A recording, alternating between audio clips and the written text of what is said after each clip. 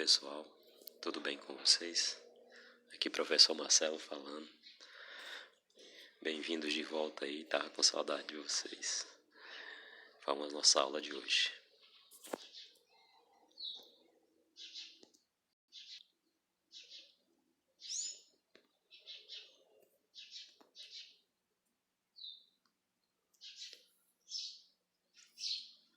Na nossa aula de hoje a gente vai falar sobre as rochas e o solo. Vamos falar sobre a nossa Terra.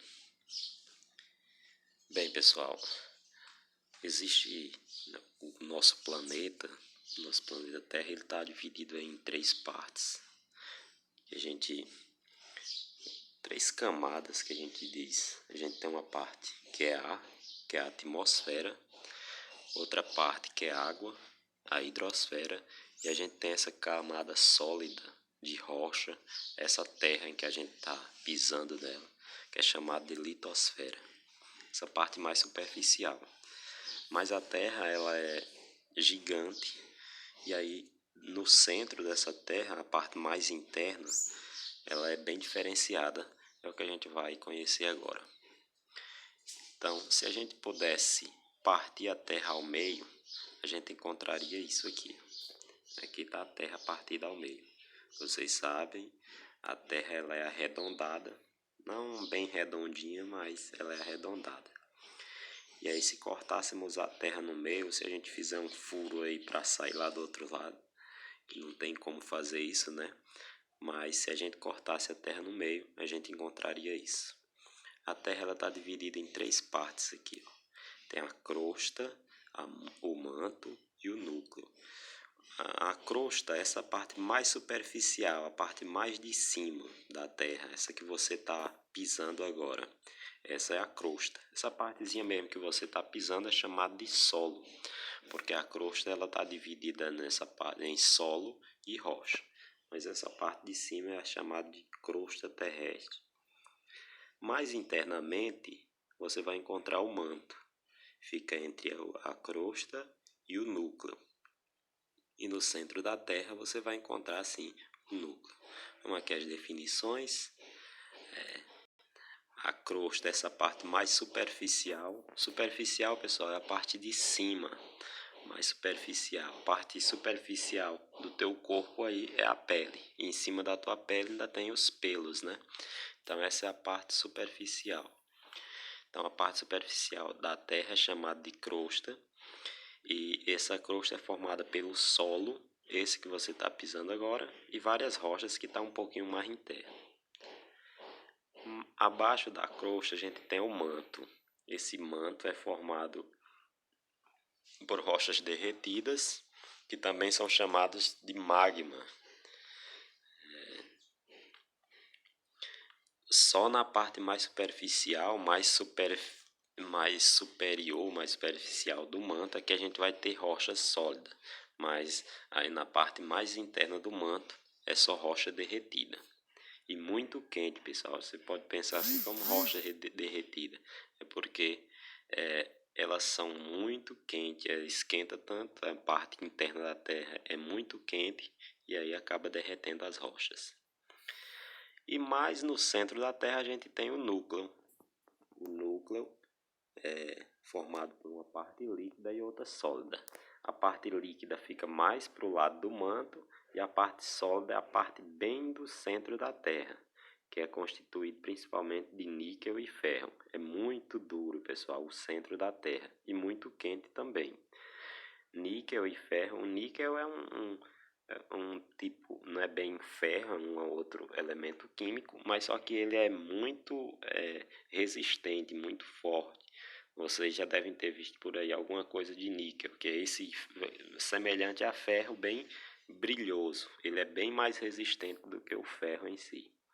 Então tá aí, a nossa Terra é dividida em crosta, manto e núcleo. Tá aqui a crosta, aqui o manto, ó o manto aqui, ó, essa partezinha avermelhada aí. E o núcleo, essa parte mais do centro aqui. O núcleo está dividido em duas partes aí, ó, o núcleo interno e o externo. Esse núcleo externo, ele é líquido. Ele é um pastoso, as rochas aí estão derretidas. E esse núcleo interno ele é rígido, é sólido, é formado por ferro e níquel. Vamos seguindo aqui. Bem, pessoal, a nossa Terra, se você for ver aí o mapa mundi, o professor Aquiles mostra para vocês aí em geografia, vocês vê os continentes separados. Antigamente acredita-se que existia um único continente, que era até chamado de Pangeia. E aí houve uma ruptura da litosfera, e aí foi transformado em vários continentes. A Terra que era junta se quebrou e foi se afastando uma da outra, um fragmento do outro. E aí nesses espaços foi passando água. Então a gente tem aqui vários continentes e a gente, por análise de fósseis e da estrutura da Terra, percebe-se que antigamente existia um único continente. Por exemplo, aqui no Brasil, essa parte do Brasil aqui da Bahia, esse lado aqui que tem parte litorânea aqui, Bahia e Pernambuco, outros aqui. A análise da Terra desse lado aqui e lá da África, constatou-se que antigamente era um único continente. E se você vê essa estrutura aqui, dá para ver que a Terra se encaixaria, um continente aqui se encaixaria certinho no outro. Parece um quebra-cabeça. Bem, pessoal, e aí que surgiu a teoria das placas tectônicas. Devido a vários estudos, hoje sabe-se que a Terra, aqui a crosta terrestre, a litosfera, está dividida em várias placas de rocha sólida. Essas placas são chamadas de placas tectônicas e todos os países, assim, a Terra está dividida em vários fragmentos assim, e esses fragmentos eles se movimentam, porque a gente vê aí os terremotos, os vulcões, eles acontecem justamente nesses pontos aí, onde há um contato de uma placa tectônica com outra placa tectônica. Aqui, se você olhar direitinho, o Brasil ele está aqui na placa sul-americana. É uma placa grande. Aqui no Brasil a gente não tem muitas incidências de terremotos, só que na parte do sul, porque os terremotos eles acontecem aqui onde tem um contato de uma placa com outra. Aqui a gente está em cima de uma grande placa e não tem muito esse balanço, mas outros locais aqui como Peru e aqui pro lado do Japão, China, acontece mais terremotos porque eles ficam bem próximo de uma placa dessa, do contato dessas placas.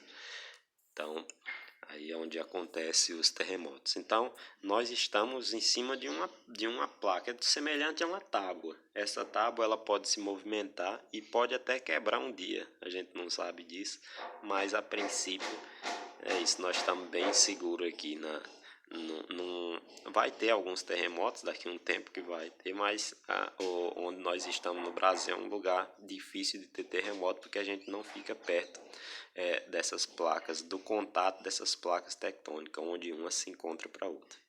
E aqui o terremoto, pessoal, é quando essas placas elas têm aqui um contato, tem uma placa de um lado, outra placa do outro, quando ela se movimenta para um lado ou para o outro, ou quando elas se batem, ou movimento lateral, ou então um movimento mesmo de afastamento, ou até uma se encostar um pouco mais na outra. Acontecem os terremotos e os vulcões.